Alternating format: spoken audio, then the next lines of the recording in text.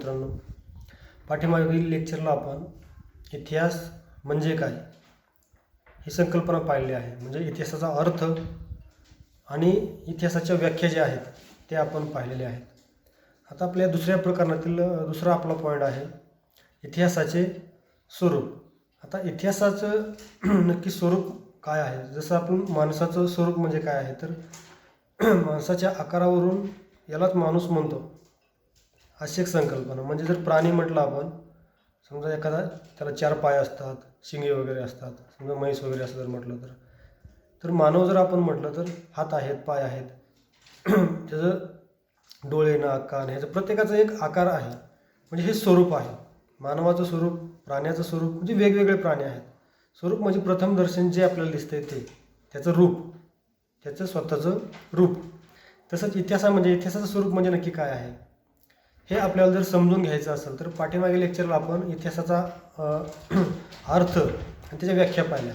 तर वेगवेगळ्या इतिहासकारांनी इतिहासाचा वेगवेगळा अर्थ लावलेला आहे. या अर्थावरून अनेक इतिहासकार आहेत, त्यांनी स्वतःचा इतिहासाचा ॲनालिसिस केलेला आहे. इतिहास सांगण्याचा प्रयत्न केला की नक्की इतिहास म्हणजे काय आहे. तर प्रत्येकाला इतिहास म्हणजे वेगळा वाटला. कोणाला माणसाची गोष्ट वाटला, कोणाला संघर्षाचा इतिहास वाटला, कोणाला राजकीय कारकिर्दीचा इतिहास म्हणजे इतिहास वाटला, तर कोणाला आहिरे नाहिरे यांचा संघर्ष वाटला, कोणाला संस्कृती दिसली, कोणाला समाज दिसला, कोणाला राजकारण दिसलं, कोणाला अर्थकारण दिसलं. म्हणजे वेगवेगळ्या इतिहासकारांना इतिहास हा वेगवेगळ्या पद्धतीने दिसला. मग इतिहासाचं स्वरूप आपल्याला समजून घेत असताना ह्या सर्व व्याख्यांवरून किंवा इतिहासकारांच्या याच्यावरून आपण त्याचं स्वरूप ठरवतो. तर या स्वरूप ठरवत असताना एक 10-12 मुद्दे आहेत. त्याच्यामधून आपण इतिहासाचं नक्की स्वरूप काय आहे हे आपण समजावून घेऊ. त्यातील पहिला पॉईंट आहे गतकालीन मानवी जीवनाचा आलेख. गतकालीन मानवी जीवनाचा आलेख. आता इतिहासाची आपण ही स्टोरी म्हणजे कोणाची गोष्ट तर माणसाची गोष्ट. इतिहास म्हणजे काय तर हिस्ट्री, आणि हिस्ट्री म्हणजे काय ही स्टोरी म्हणजे माणसाची गोष्ट. इतिहासामध्ये माणसाचाच फक्त गोष्टींचा अंतर्भाव केलेला आहे. इतिहास हा माणसाच्या संदर्भात आहे, हे लक्ष घ्या. प्राण्याचा इतिहास आपण घेत नाही आहे. इतिहास फक्त कोणाचा घेतो? माणसाची गोष्ट इतिहासामध्ये अंतर्भूत आहे. म्हणजे प्राचीन कालखंडापासून मानवाच्या उत्क्रांतीपासून माणसाच्या संस्कृतीच्या उदयापासून ते आजपर्यंतचा जो माणसाचा आलेख आहे, वाटचालीचा आलेख आहे, ह्या सर्वांचा अंतर्भाव हा इतिहासामध्ये होतो. इतिहासाचं महत्त्वाचं स्वरूप काय आहे तर इतिहासामध्ये मानवाच्या पराक्रमाची, मानवाने जे काही शोध लावले त्याचा अंतर्भाव, माणसाने जे काही भौतिक अभौतिक तयार केलेलं आहे त्या सर्वांचा अंतर्भाव हा इतिहासामध्ये होत असतो. म्हणजेच काय तर इतिहासामध्ये माणसाच्या एकंदरीत जीवनाला जास्त महत्त्व दिलेलं आहे. आणि माणसाची गोष्ट म्हणजेच इतिहास. इतिहास म्हणजे मानवाची गोष्ट, मानव म्हणजेच इतिहास. असं जर ते वेगळं केलं तर ते त्याच्यामध्ये इतिहासामध्ये ते येणार, इतिहासामध्ये वेगळं ते करू शकत नाही. म्हणजे इतिहासामध्ये माणसाच्या गोष्टीला, माणसाच्या पराक्रमाला, माणसाने जे काही निर्माण केलं आहे याला जास्त महत्त्व आहे. मग इतिहासाचं पहिलं स्वरूप सांगताना आपण मानवी जीवनाला जास्त महत्त्व दिलेलं आहे, कारण मानवी जीवन म्हणजेच इतिहास. इतिहासाचं स्वरूप समजून घेत असताना दुसरा पॉईंट आहे इतिहास जो आहे तो मानवी जीवनाच्या लौकिक बाजूंचा विचार करतो. आता मानवाचा इतिहासामध्ये अंतर्भाव आहे, मानवाच्या जीवनाचा इतिहासामध्ये अंतर्भाव आहे, परंतु सर्व मानवाच्या जीवनाचा इतिहासामध्ये अंतर्भाव आहे का तर नाही आहे. तर लौकिक बाजूंचाच विचार केला जातो की ज्या मानवाने जे काही चांगले बदल केले आहेत, जे काही चांगलं भौतिक अभौतिक संस्कृती निर्माण केलेली आहे, जेणेकरून त्याच्यामुळे भविष्यामध्ये दिशा मिळणार आहे.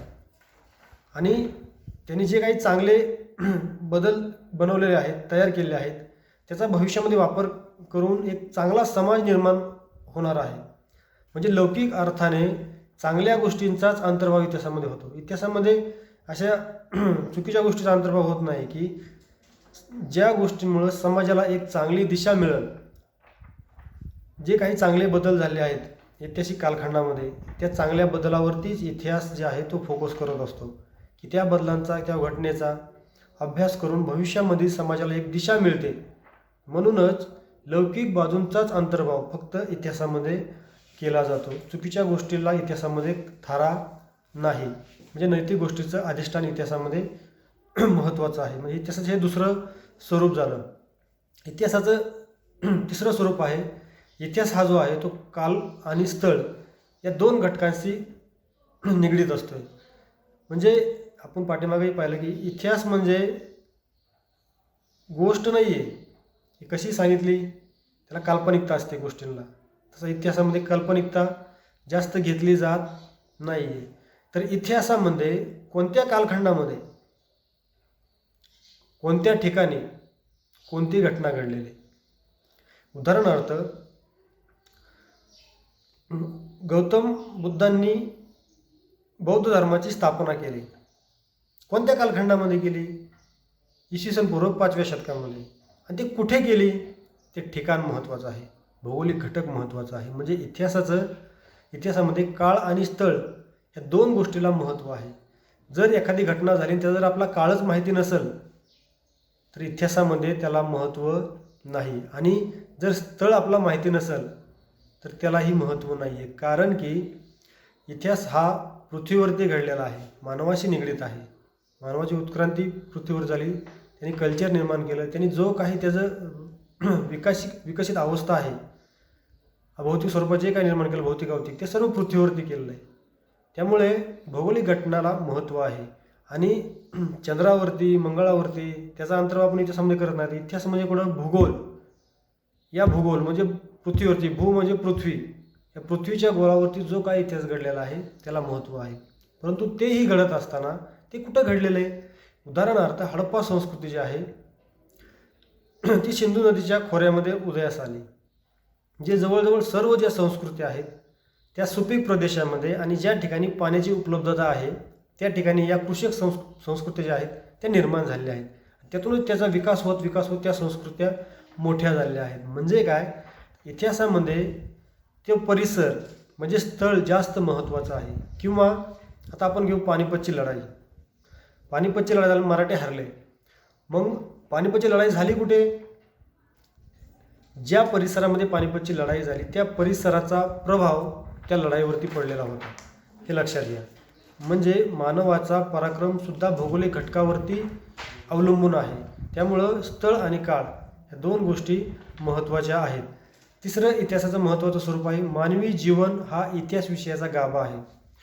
इतिहासामध्ये फक्त मानवी जीवनाचाच अंतर्भाव आहे. आणि मानवी जीवनाला मानवी जीवनाचे जे साहेबूत आहेत, इतर ज्याचा संबंध मानवी जीवनाशी येतोय याचाच अंतर्भाव इतिहासामध्ये केला जातो. म्हणजे साधारणपणे इतर सजीव जे आहेत त्याचा आपण जास्त इतिहासामध्ये अंतर्भाव करत नाही. तर मानवाने जो काही पराक्रम केला, जे काही निर्माण केलं त्याचा अंतर्भाव इतिहासामध्ये होतो. म्हणजे मानवी जीवनाची जी वाटचाल आहे या वाटचालीचाच अंतर्भाव इतिहासामध्ये होतो. हे आपलं चौथं स्वरूप आहे. पाचवं आहे, इतिहास हे गतकालीन घटनांचे अर्थपूर्ण निवेदन आहे. इतिहासामध्ये एखादी घटना घडलेली आहे त्या घटनांचं अर्थपूर्ण निवेदन हे इतिहासामध्ये आपल्याला महत्त्वाचं आहे. म्हणजे एखादी घटना इतिहासामध्ये होऊन गेली, उदाहरणार्थ सम्राट हर्षवर्धन आपण घेऊ. असं म्हटलं जातं की तो दानशूर होता.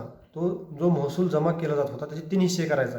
एक राज्यकारभारासाठी, दुसरा दानधर्मासाठी आणि तिसरा हा स्वतःसाठी ठेवत होता. मग साहजिकच या घटनेचं अर्थपूर्ण विवेचन आपल्या इतिहासामध्ये सापडते. जे महत्त्वाच्या घटना आहेत त्याचं अर्थपूर्ण विवेचन सापडते. एक समाजाला कालाटणी देणारी घटना आहे, संस्मरणीय घटना ज्याला आपण म्हणतो, की त्याच घटनेचं विवेचन, अर्थपूर्ण विवेचन, काहीही नाही आहे हे लक्षात घ्या. जे झालेलं आहे ते जसं झालं आहे तसंच विवेचन, अर्थपूर्ण विवेचन म्हणजेच इतिहास होय. हे आपलं पाचवं स्वरूप आहे. सहावं आहे, वास्तव घटनांचे वर्णन. इतिहासामध्ये काल्पनिक घटनांना स्थान नाही. इतिहासामध्ये ज्या वास्तव घटना झालेल्या आहेत या वास्तव घटनाचाच अंतर्भाव इतिहासामध्ये होतो. पाठीमागे सुद्धा पाहिलं आपण की इतिहासामध्ये नो डॉक्युमेंट नो हिस्ट्री आपण असं म्हणतो. जर डॉक्युमेंटच नसेल तर इतिहासच घडलेला नाही आहे असं आपण म्हणत असतोय. एखाद्या घटनेचं सत्यता पडताळण्यासाठी त्या ठिकाणची जी प्राथमिक साधनं आहेत याला अनन्यसाधारण महत्त्व आहे. त्या प्राथमिक साधनांवरूनच त्या घटना वास्तविक स्वरूपात कशी घडलेली आहे याचं वर्णन आपल्या इतिहासामध्ये सापडतं. म्हणजे काल्पनिक घटना इतिहासामध्ये घेतल्या जात नाही. हे इतिहासाचं एक महत्त्वाचं वैशिष्ट्य आहे. हे एक स्वरूप इतिहासाचं आहे. पुढचं 7वं आहे सत्यशोधन व सत्यकथन हा इतिहासाचा आत्मा आहे. आता इतिहास होऊन गेलेला हजारो वर्ष झालेला आहे. हजारो वर्षापूर्वी कोणताही इतिहासकार जिवंत नव्हता. इतिहासकार ही आजच्या म्हणजे वर्तमान कालखंडामध्ये जगत आहे, परंतु तो अभ्यास कशाचा करतो? भूतकाळाचा 3000-5000 वर्षापूर्वीचा अभ्यास करतो. हा अभ्यास करत असताना त्यावेळेच्या ज्या सत्य घटना आहेत, डॉक्युमेंटवरून त्या ज्या सत्य घटना झालेल्या आहेत, त्या सत्य घटनांचंच कथन इतिहासामध्ये केलं जातं. म्हणजे जे कागदोपत्री ज्या सत्य घटना ज्या जशा झालेल्या आहेत तशाच वर्णन केले जातात. डॉक्युमेंटमध्ये एक आहे, वर्णन एक आहे असं होत नाही. म्हणजे सत्य कथन हा इतिहासाचा आत्मा आहे. इतिहासामध्ये सत्य घटनांनाच महत्त्व दिलेलं आहे. अदरवाईज म्हणजे रूपक अलंकार म्हणा, अतिशयोक्ती अलंकार म्हणा, याचा वापर इतिहासामध्ये केला जात नाही. त्यामुळे सत्यशोधन आणि सत्यकथन हे इतिहासाचे महत्त्वाचं स्वरूप आहे.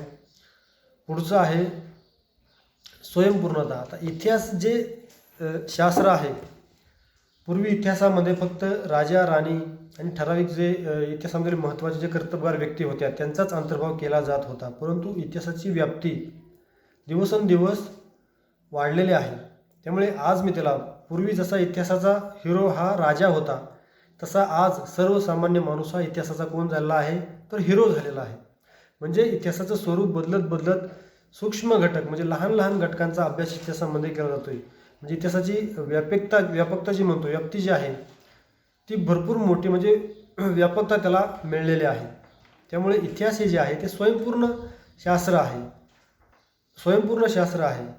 पूर्वी इतिहासामध्ये इतिहास असा मिक्स सहाय्यकारी शास्त्र होतं, फक्त राजा राणीचा अभ्यास केला जातो. परंतु आज इतिहासामध्ये आर्थिक घटक अभ्यासले जातात, सामाजिक घटक अभ्यासले जातात, त्याचबरोबर ती सांस्कृतिक घटक अभ्यासले जातात. सामाजिक घटक तर त्याचं अंग आहेच, त्याचबरोबर ती जे वंचित घटक आहेत त्यांचा अभ्यास केला जातो. म्हणजे स्त्रीवादी इतिहास लेखनावरती फोकस केला जातो, स्थानिक इतिहास लेखनावरती फोकस केला जातो. वेगवेगळे जाती आहेत ज्यांचं अंतर्भाव इतिहासामध्ये नव्हता त्यांचा इतिहासामध्ये अभ्यास केला जातो. म्हणजे वंचित घटकांचा अभ्यास इतिहासामध्ये आज केला जातो. म्हणजे इतिहासाची व्यापकता ही भव्यता त्याला मिळालेली आहे. त्यामुळे इतिहास हे स्वयंपूर्ण शास्त्र निर्माण झालेलं आहे. हे इतिहासाचं एक महत्त्वाचं स्वरूप आहे. पुढचं आपलं स्वरूप आहे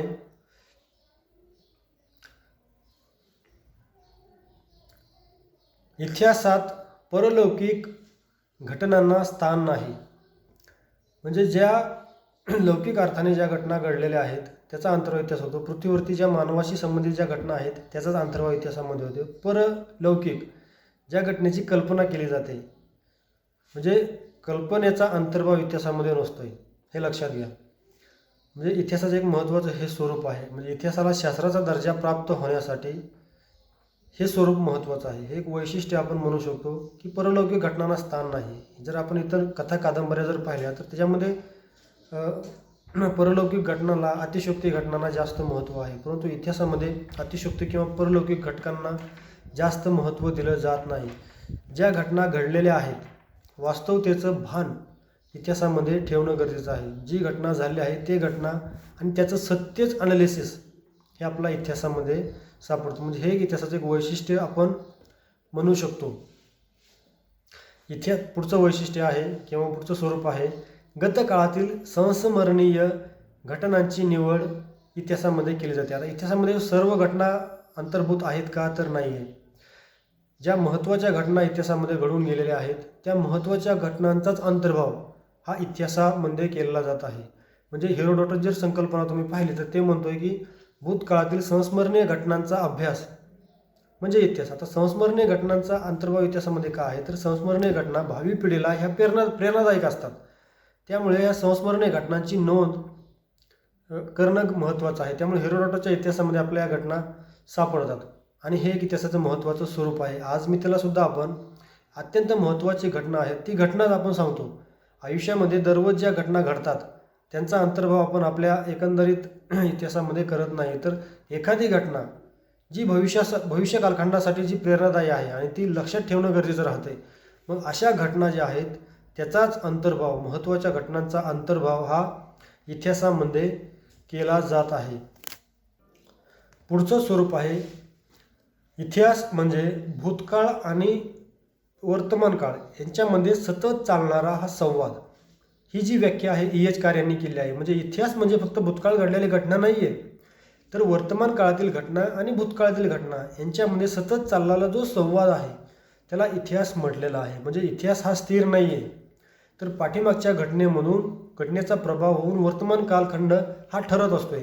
म्हणजे भविष्यकाळातील घडलेल्या एखादी घडणाऱ्या घटनेचं जे भाकीत आहे ते सुद्धा इतिहासामध्ये केलं जातं. ते शास्त्रीय दृष्टिकोनातून काहीही भाकीत नाही आहे, परंतु हे भाकीत करत असताना घटना आहे अशी भविष्यात घडणार नाही आहे, तर त्या घटनेचं जे तत्त्व आहे हे तत्त्व फक्त त्या भविष्यात येणाऱ्या घटनेमध्ये येत असते. म्हणजे असं आपण सर्वसामान्य म्हणतो की जर एखाद्या राज्यकर्त्यांनी जर समाजावरती जास्त अन्याय अत्याचार केला तर त्याच्यामधून क्रांती घडून येते. हे जे क्रांती घडून येण्याची तत्त्व आहे ते आजही लागू होतं. आजही एखाद्या समाजावरती जास्त अन्याय अत्याचार झाला असं त्या समाजाला जर वाटत असेल तर समाज हा पेटून उठतो, म्हणजे क्रांती घडून येते. म्हणजे जी तत्त्व आहेत, भविष्यातील जी तत्त्व आहेत ते इतिहास सांगतो. आहे अशी घटना इतिहासामध्ये होत नाही आहे, परंतु E.H. कार यांच्या मते भूतकाळातील घडून घेतलेल्या जी घटना आहे आणि वर्तमानातील घटना आहेत ह्यांचा हा जो संवाद आहे हा संवाद खंडित नाही आहे, हा वारंवार चाललेला संवाद आहे. त्यामुळे भविष्य वर्तवण्याची सुद्धा ताकद इतिहासामध्ये आहे. पुढचं महत्त्वाचं स्वरूप आहे समकालीनता.